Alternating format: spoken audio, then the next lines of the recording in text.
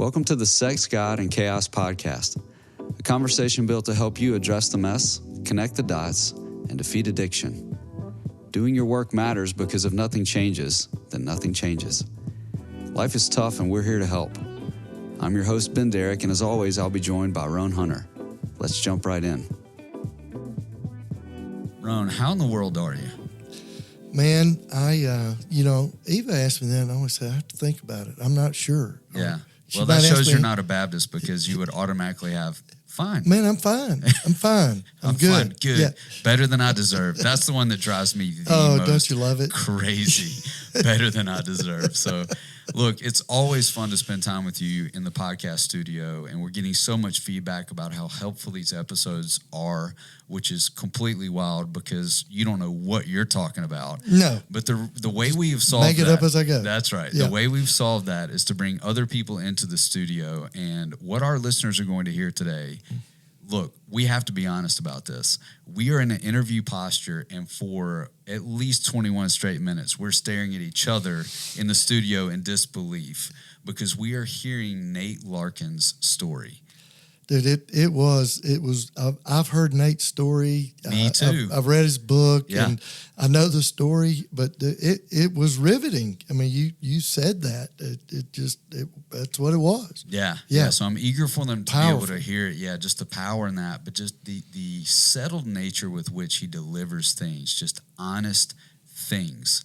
And the part that struck me, and we don't want to spoil the episode right here at the beginning, but that some of his life just felt predetermined. I've really felt that way looking back over my story. Have you?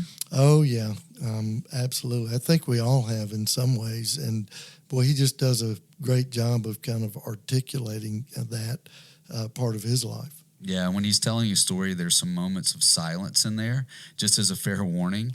But during that silence, I was thinking, oh, thank God, I've got to think about what he just said for the past 4 or 5 minutes. Truth. He gives that pause, I think, and he's just such a masterful storyteller. And that's an art, I think, that's dying in our culture. And especially as we're discussing sexual things and religious things, the storytelling seems to be dying. And, man, this guy is a rare breed, isn't he? He is, and gotten to know Nate, and the great thing about Nate is he is one of us, man. He's just authentic. He's real, and certainly gets this whole idea of doing life together. Absolutely. So, without further delay, we give you our conversation with Nate Larkin. We have a good friend of ours, Nate Larkin, who's known predominantly for his work with the Samson Society, but his own story, pretty incredible. Nate, we're so glad that you're with us today. Oh, it's an honor. It's a joy. Thanks so much for inviting. This is great. Yeah, so we're eager to have this conversation just to kind of peel back the layers a little bit of your own story, which is out there, very public, but just for our audience, it would be cool if we could start with a little bit of that, like what's gotten you here? Oh, man. Well, yeah, it's a thumbnail, I guess. Thumbnail version of the story is, I grew up in church. Dad was a preacher. I was destined for the ministry from the time I was a little kid because, I had the requisite skills for success in church. So I had a great memory. I had a good singing voice. I sincerely loved God. And as I understood it, the only way to be a 5-star Christian, really, if you're going to excel, if you're going to be in the Marines of the church, then you had to go into ministry and be a pastor. And I was, that's where I was headed as my earliest memory. Hey, nobody we didn't talk about sex at all when I was growing up. That was a taboo subject, which in itself sent a very strong message. I got the message early on that whatever this was, it's not something you ever talk about. And nobody ever warned me about porn. Nobody told me that, every boy eventually sees porn. Or every boy instinctively likes porn because it depicts something that we're wired by God to want. I was just taken completely by surprise. My first look shortly after my mother died. So, by the way, that really, set me up for addiction, that and other, trauma around early childhood. That Vision, Playboy, magazine, Vision of the Naked Woman, just, hit me deep. I knew it was bad, but I didn't know why it was bad.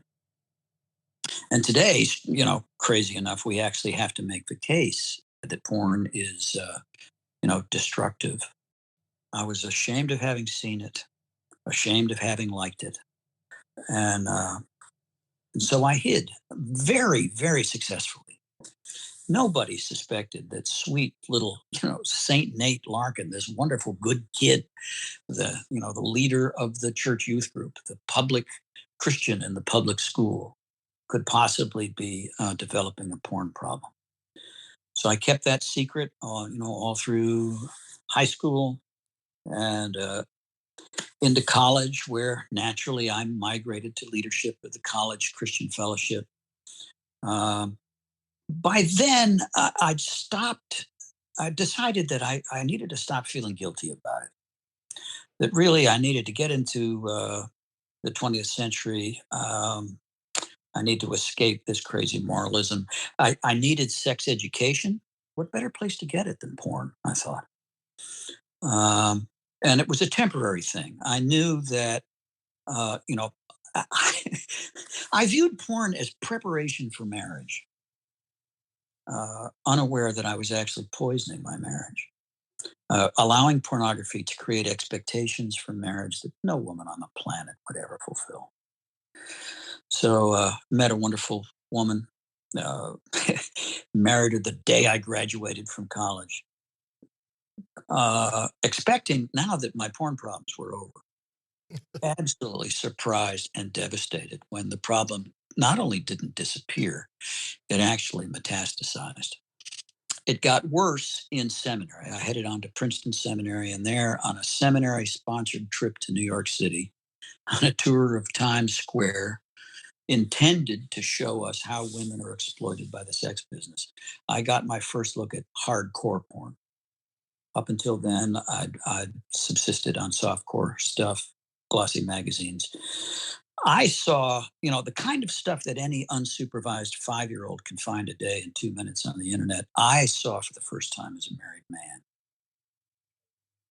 and even though it disgusted me, it also fascinated me and hooked me immediately, very, very deep. So, within days of that first exposure, I found myself slipping away from seminary and from home. And by now, we've got 3 kids, and drifting off into Trenton, New Jersey, in search of a source for my new drug because, baby, I had found my drug. I was unaware that my porn use was actually altering my brain, um, changing the brain. We now know in the same way that cocaine does. We can actually see it on brain scans. My wife, all she saw me drifting away from her emotionally. She saw changes in behavior, changes in it. We definitely were. We were going in the wrong direction, and Allie thought that it was probably her fault. Um, and that seemed like a good explanation to me. Mm. At that point, I went with that. Although still struggled, I didn't, so many times, my car would drive itself to the adult bookstore. And I'd come out just disgusted and resolved, that was a bad decision and I'm never going to do that again. I was able to muster the determination from time to time to white knuckle my way to what I thought was sobriety. That was really just, abstinence. It was during one period of abstinence that I found the nerve. By now, we're in South Florida, and I found the courage to start a church, really to fulfill the family destiny. So I started a church in South Florida. We quickly had 100 people, and then as the stresses mounted, I, I was back into my accustomed stress management strategy. Back in the soup. I was always very careful. I was never caught. I lasted in the ministry for 5 years. And it was about 3.5 years in that things got even worse. That's when I picked up my first hooker uh, on a Christmas Eve on my way to set up for a candlelight service on Christmas Eve in Fort Lauderdale. That was just an awful, awful experience. And I remember that night begging God, promising him I'd never do it again, promising myself, knowing at the same time though that that I would. I just knew I would. And I did over and over again, always careful, never caught. But this was a time when very prominent preachers were all over the news with sex scandals. Now, I wasn't famous, but I was building a good reputation in South Florida. And I knew that the story was juicy enough that when they caught me, I'd make the paper, probably the first page, maybe above the fold. And to me, that was the most terrifying prospect I could imagine, that other people would actually know how messed up I am. Uh, so I woke up on my 30th birthday knowing that something had to change. I either had to stop this behavior or quit the ministry. And at that point, there was only one thing I could do. So I retired from ministry at the ripe age of 30, went into business um, where I had the great misfortune to succeed.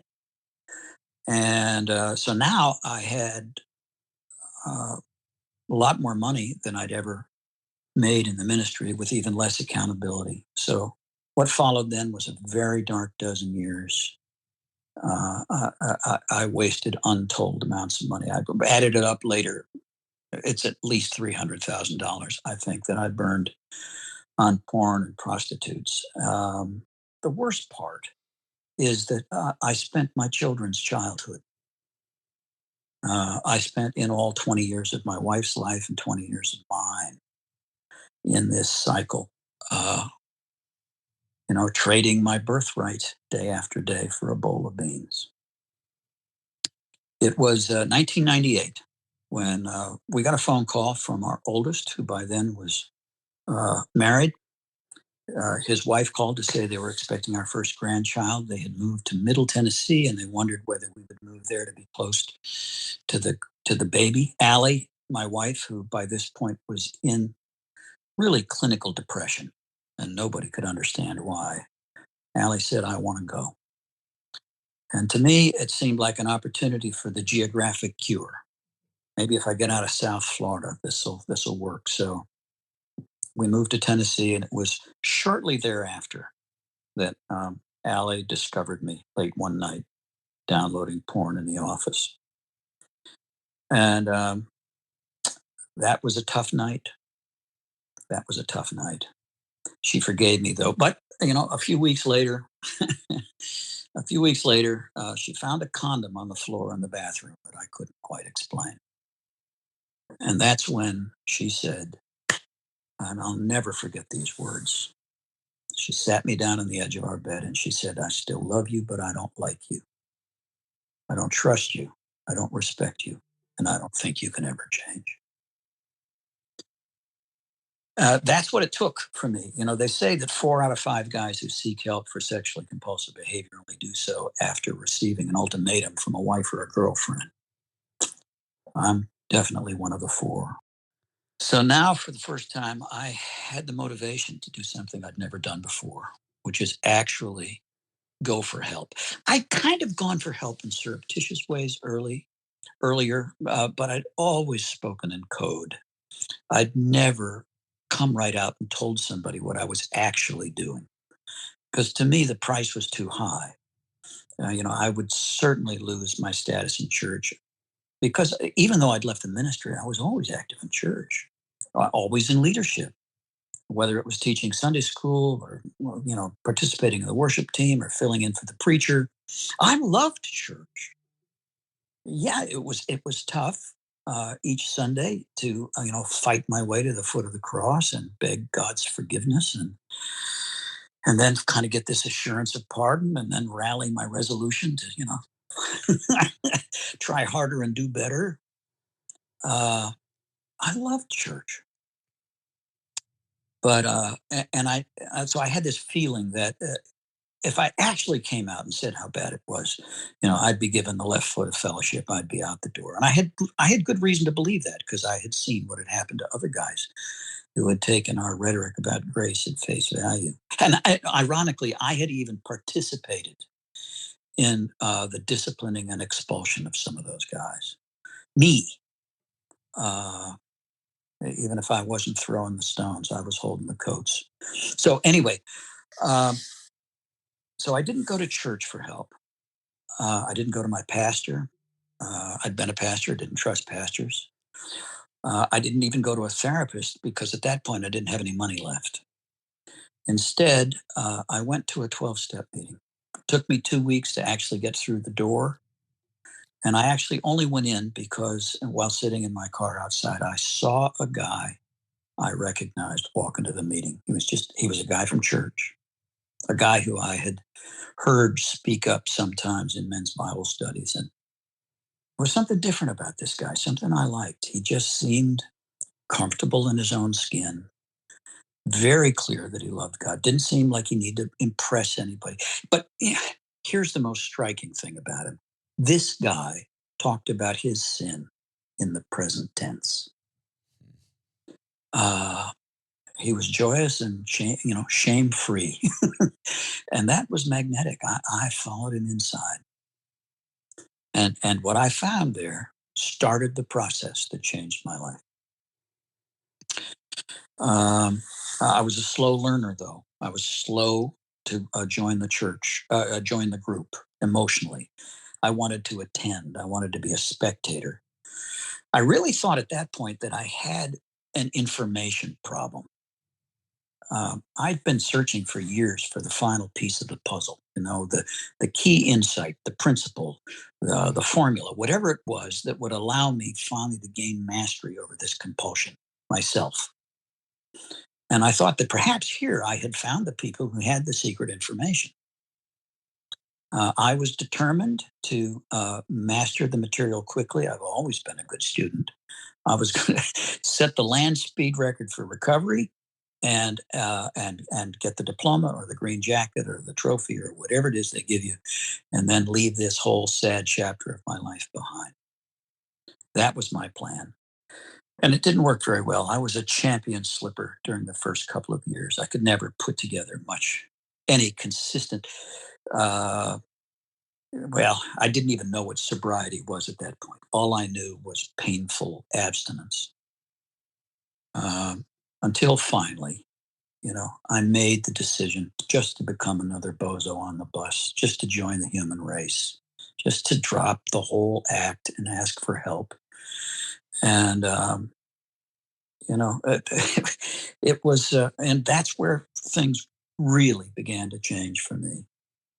Miraculously, my marriage survived. We had a rocky few years. I slept in a closet for a couple of years, as a matter of fact.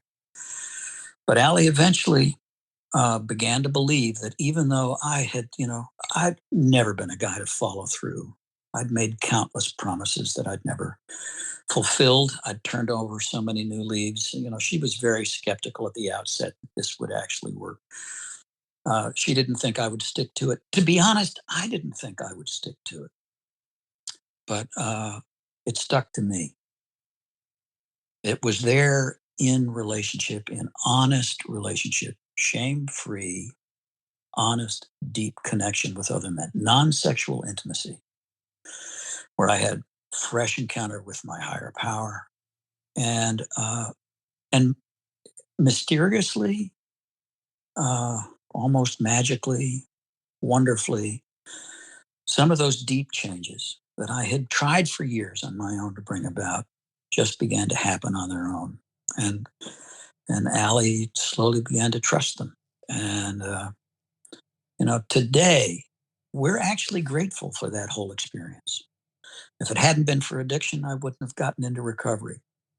Wouldn't have been able to get to some of the deep work. By the way, I wasn't interested in doing deep work when I first showed up. I was interested in stopping this behavior. And I thought that was the problem. I was shocked when my first sponsor said, Nate, your biggest problem is you think sex is your problem. And that made no sense to me. He said, he said, well, it's a problem. It's a big problem. You have to stop what you're doing. You can't stop on your own. God's going to have to do it. And he's probably going to use us in the process. But if you think that just stopping that behavior is going to fix you or make you happy, you are crazy. Mm. He said, if anything, if you somehow manage to control that behavior all on your own and nothing else changes, you're going to be more miserable and more miserable to be around than you are today, because sex is not your problem. He said, sex is your favorite solution. It is the medication that you have been using all these years to numb the pain caused by your deeper problems, which, by the way, are common to man. He said, you have a lot more repenting and a lot more healing to do than you know. It was, I'm so grateful for the whole experience. And even though, the 12-step groups where I got sober were not Christian, the effect on my spiritual life was profound. I was really resuscitated. And sometimes I almost think reborn as a Christian. Mm. God became real to me in a way he'd never been real before.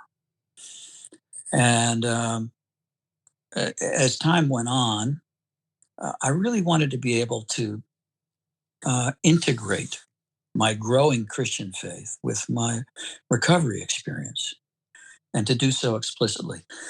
So 6 years in, by then, I had lost, I was no longer ashamed of my addiction, was just grateful to be free and willing to share with anybody else. I had learned by that point that service is key to ongoing sobriety.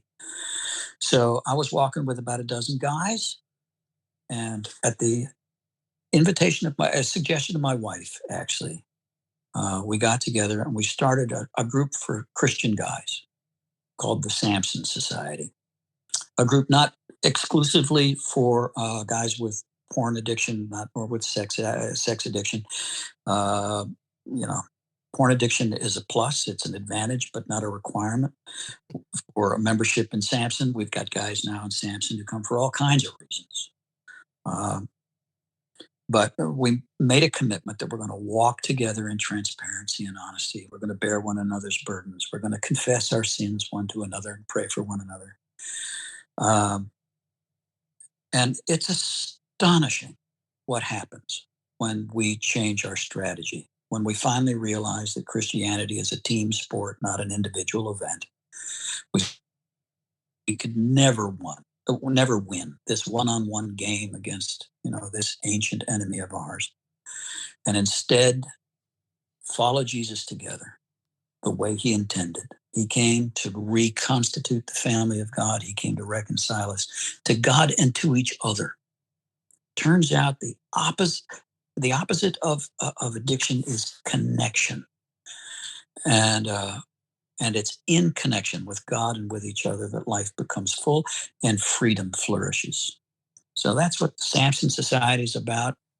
That's the one message I'm passionate about. That's the one string I play on wherever I go.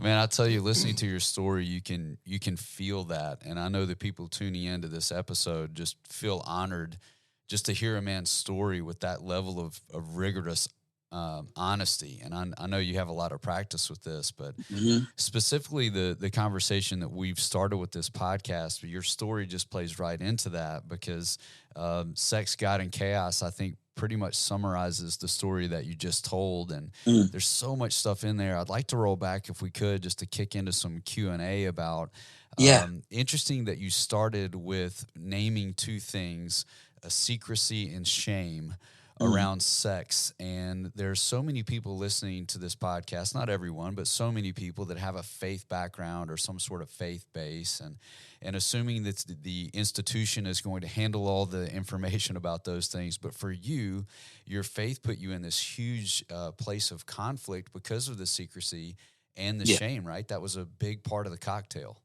Yeah. Oh, absolutely. and it was made worse by the fact that I was destined for the clergy, for the ministry. Uh, because I don't know, we somehow kind of had this idea that a pastor is neither male nor female. He's just kind of some strange gender who's completely safe. Um, that Yeah. that right.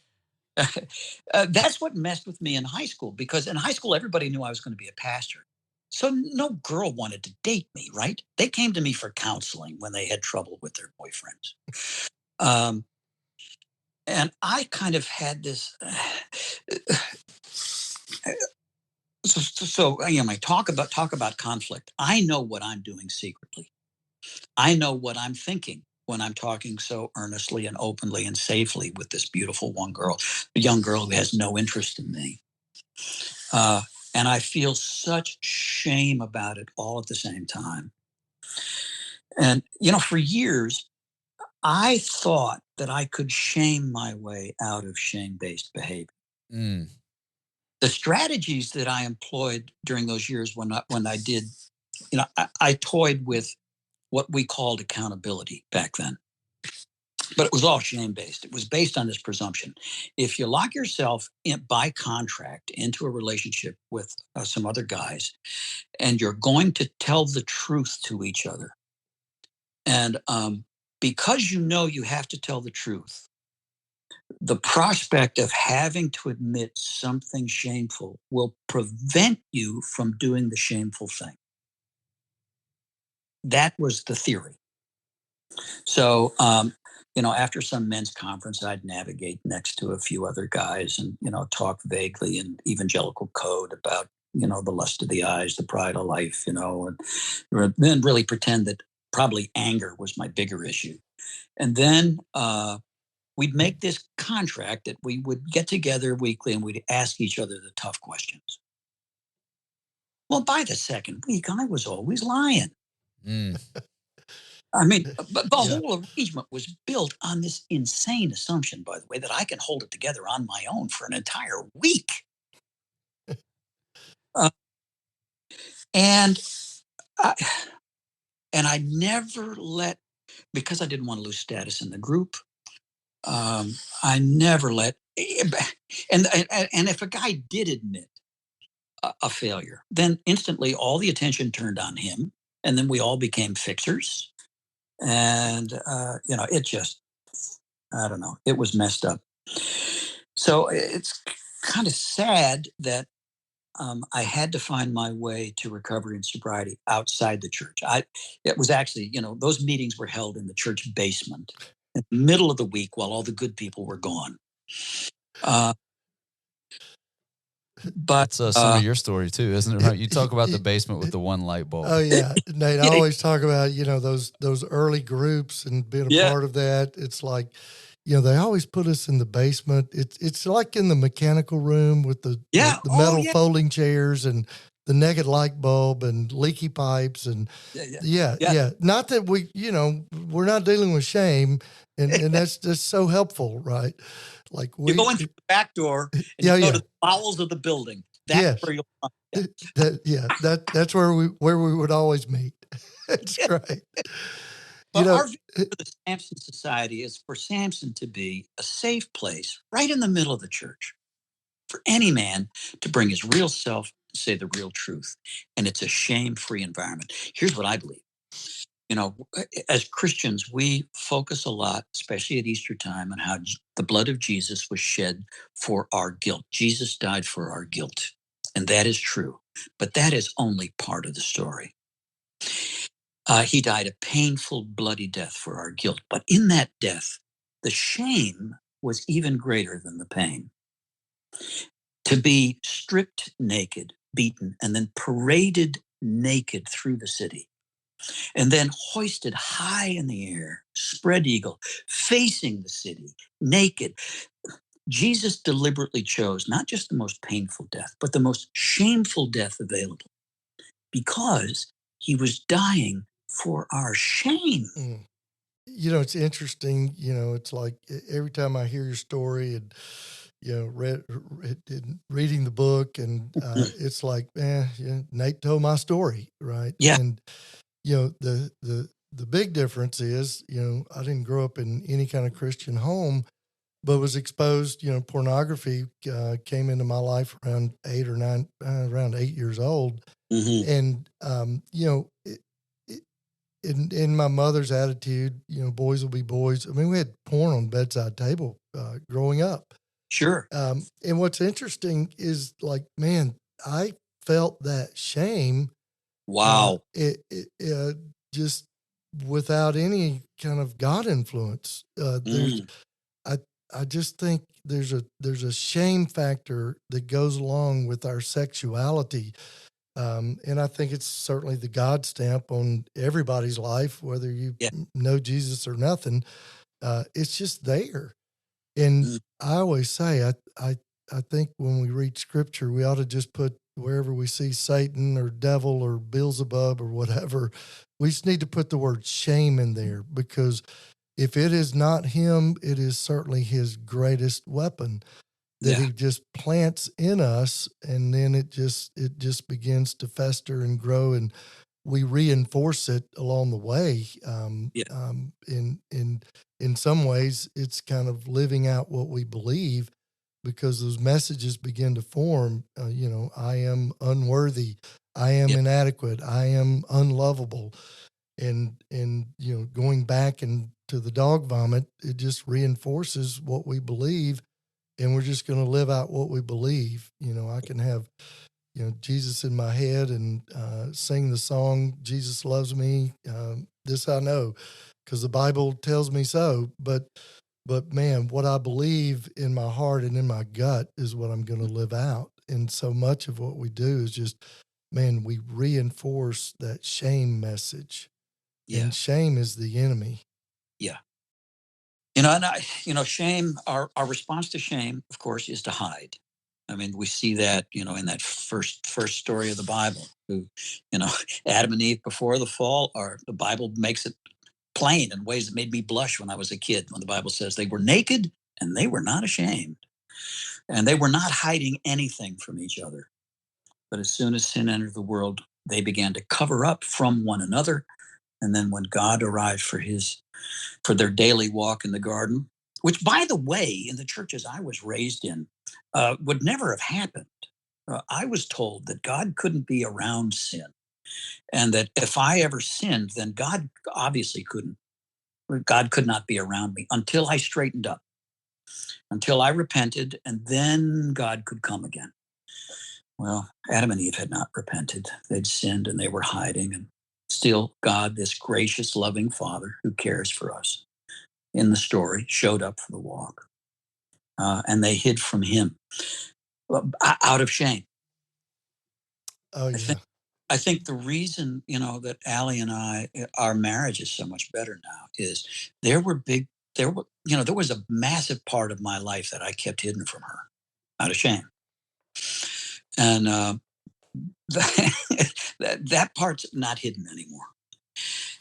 So we can be close in ways we could never have been close before when I was hiding. And that's why recovery has been such an advantage. And it's made, I'm closer with my kids now. Now, my kids who are grown up, and it's appropriate for them to know the story, my kids know me, they know all of me. And so we can be closer.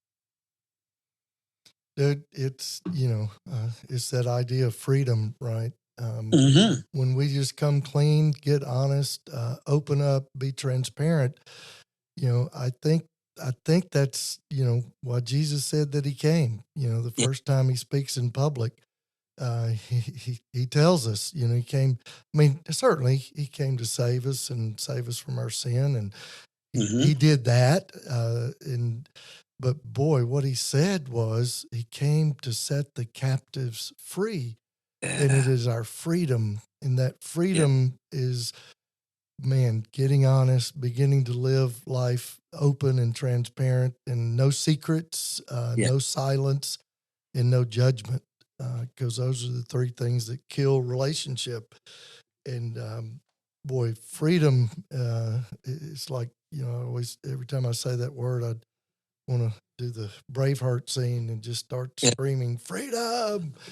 Because boy, that is where it's at. Nobody would pay to see you in a kilt. That's for sure. Yeah. It's just I just want the long hair. Yeah. You and me both. Yeah. Right. Oh gosh. But boy, that idea, of course, Samson and the pirate monks, your book, and speaking of shame, dude, that part in your book we just heard your story, but dude, the most shameful part, when you talk about farting in church, I just like, dude, gosh, you put that in your book. You farted in church. You are going to hell. I don't know if you know that or not, but anybody that farts in church, it's just, that is the ultimate sin right there. I think I've told you, when I saw the book for the first time, the title Samson and the Pirate Monks, I just saw that on the spine, and I said, man, I don't know what that book's about, but I'm just buying the book because of the title. And of course, I picked it up, and it was your story, and loved the book. So, Nate, I want you to just talk about this idea of authentic brotherhood, and just, certainly the Samson Society. And, we say this all the time, you said it, the cure for what ails you is connection. And Ben and I talk about this often. It's like we've all done different kinds of men's groups and things in church, but it's just so hard to kind of like really break through that kind of false community and like getting a guy to like come to that place of what does it really mean to do life together in authentic brotherhood. Yeah. The picture is painted so beautifully for us, in 1 John 1:8, where it says, when we walk in the light as he is light, we have fellowship with one another. Real fellowship. Not this kind of, towel snapping, arm punching, sports and weather kind of macho thing that passes for fellowship. Or even, this pious, Bible verse sharing, sanctified, sanitized testimony thing that sometimes passes for fellowship. But we have real fellowship with one another. And it continues, and the blood of Jesus Christ cleanses us from all righteousness. The transformation comes in that connection because we were made to, as Americans, we think in highly individualized terms. And so we have a me and Jesus mentality when it comes to our religion. If we have a personal relationship with Jesus, we interpret it as a private relationship with Jesus. None of that is biblical. What we're told is that as Christians, we are members of a body, that none of us is independent, that all of us are so closely connected that we can only move together.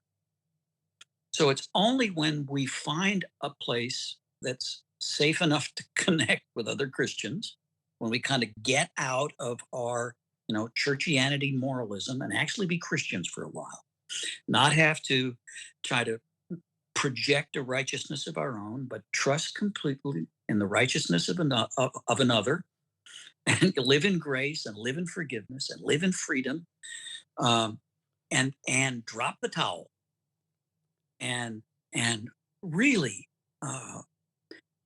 ask for help, be willing to give help, confess our faults one to another, and pray for one another. That's when the healing. That's when things click. That's when it starts to work like it should.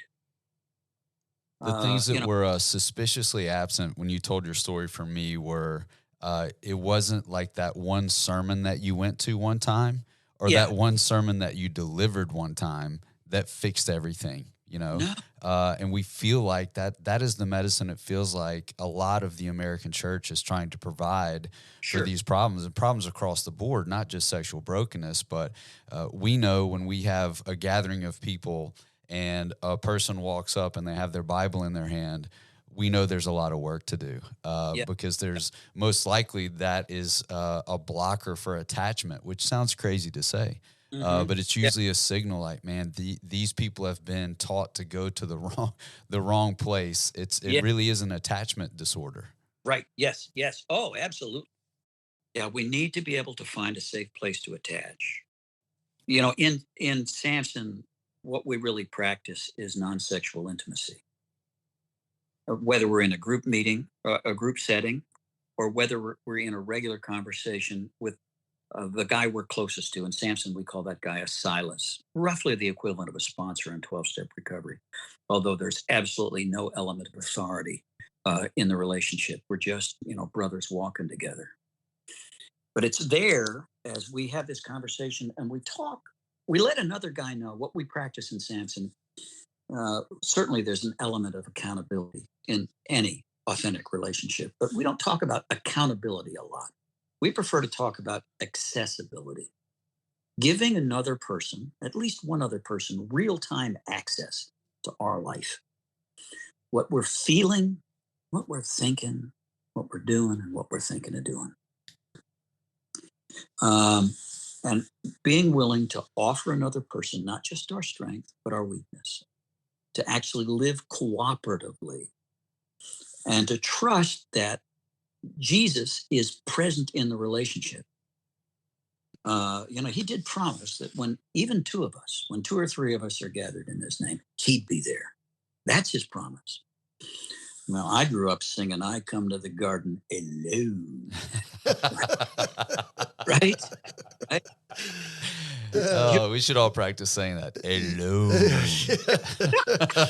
Yeah, just me and Jesus. That's right. And a deer stand. Four most dangerous words in the English language.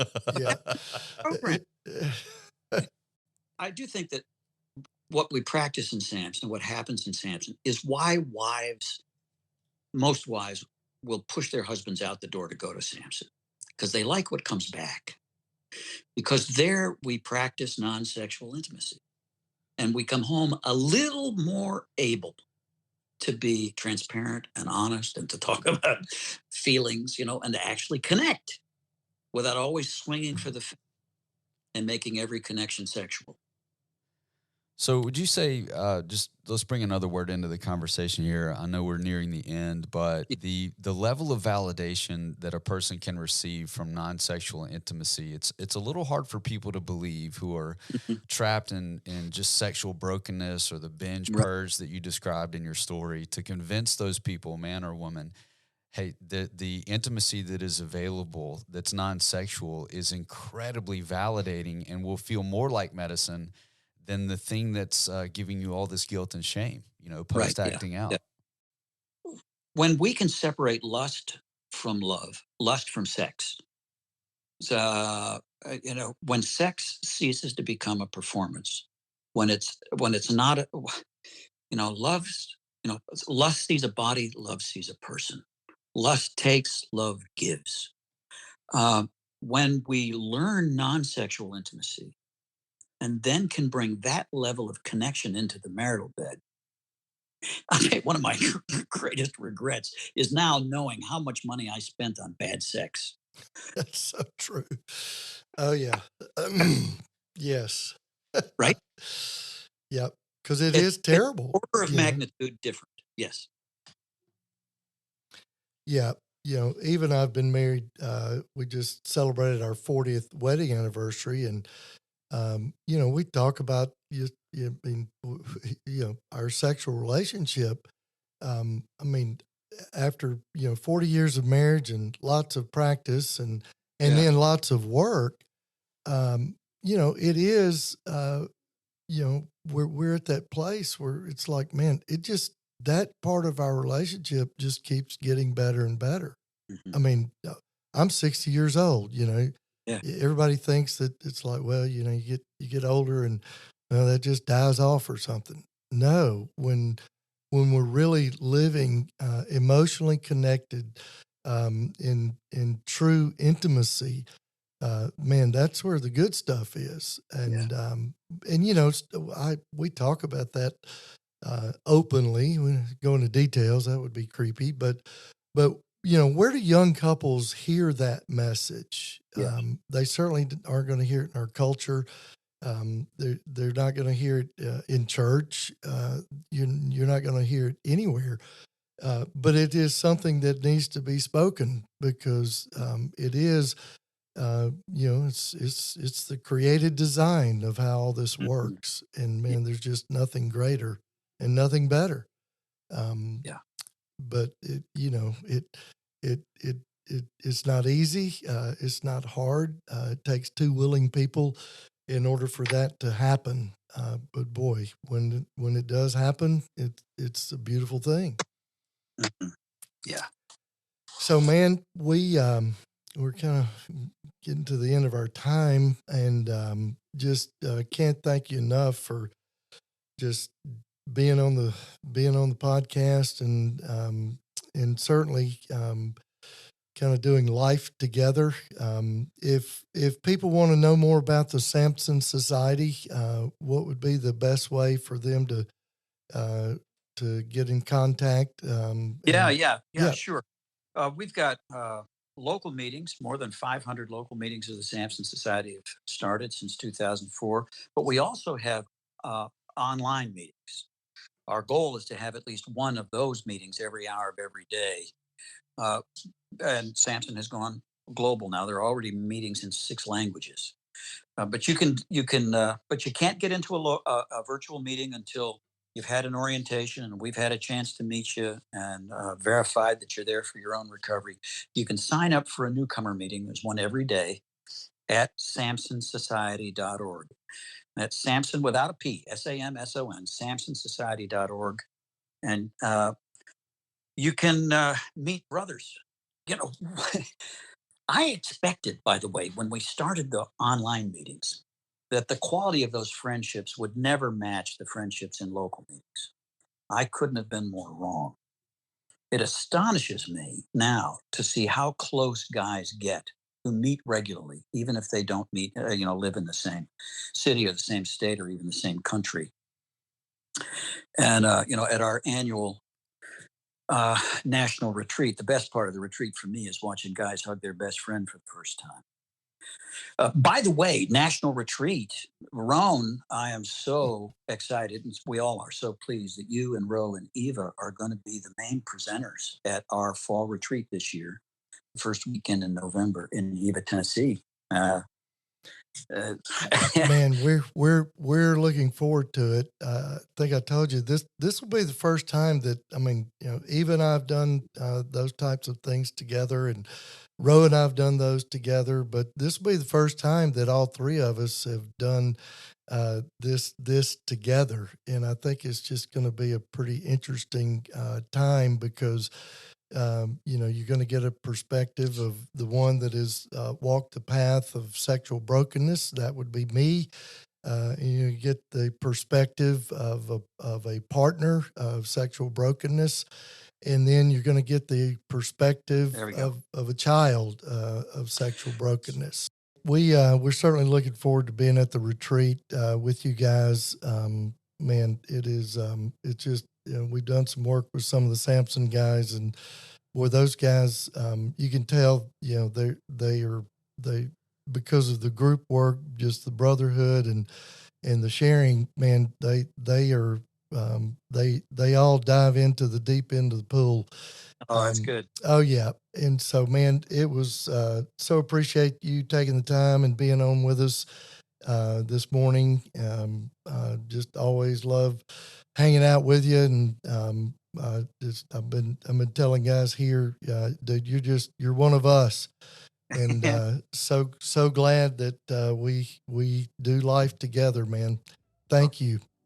Well, it's my pleasure. So good to spend this time with you and Ben, and thank you for the podcast. Thank you for putting all the work into this. We're out there saving lives, saving marriages, and bringing hope to a world that desperately needs it. To learn more about what you've heard today and to engage with the Sex, God, and Chaos team, visit sexgodchaos.com.